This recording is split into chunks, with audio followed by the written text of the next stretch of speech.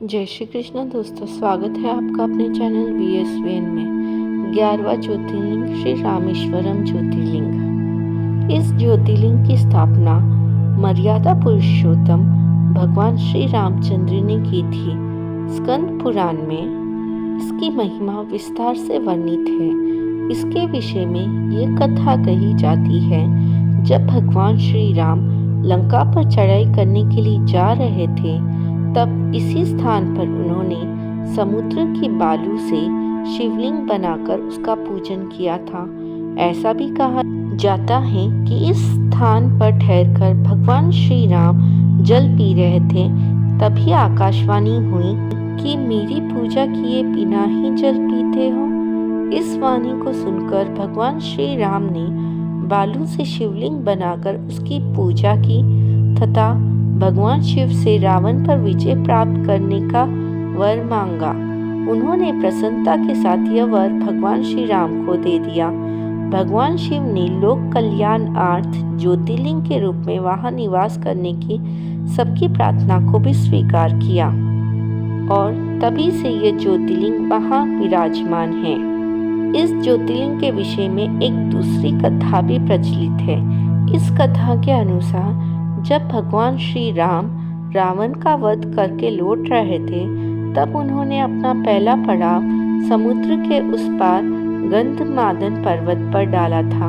वहां बहुत से ऋषि और मुनिगण भगवान श्री राम के दर्शन के लिए उनके पास आए। उन सभी का आदर सत्कार करते हुए भगवान श्री राम ने उनसे कहा कि पुलस्त्य के वंशज रावण का वध करने के कारण मुझ पर ब्रह्म हत्या का पाप लग गया है। आप लोग मुझे इससे निवृत्ति का कोई उपाय बताइए। यह बात सुनकर वहां उपस्थित सारे ऋषि मुनियों ने एक स्वर से कहा कि आप यहाँ शिवलिंग की स्थापना कीजिए।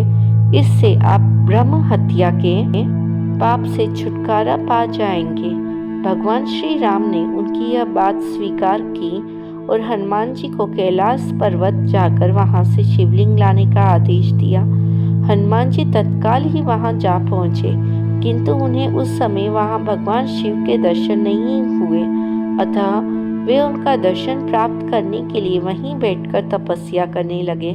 कुछ काल पश्चात शिव जी के दर्शन प्राप्त कर हनुमान जी शिवलिंग लेकर लौटे, किंतु तब तक शुभ मुहूर्त बीत जाने की आशंका से ही यहाँ सीता जी द्वारा लिंग की स्थापना का कार्य कराया जा चुका था।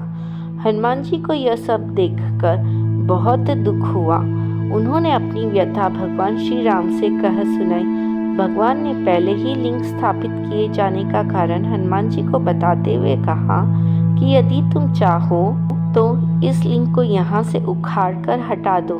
हनुमान जी अत्यंत प्रसन्न होकर उस लिंग को उखाड़ने लगे, किंतु बहुत प्रयत्न करने पर भी वो टस से मस नहीं हुआ।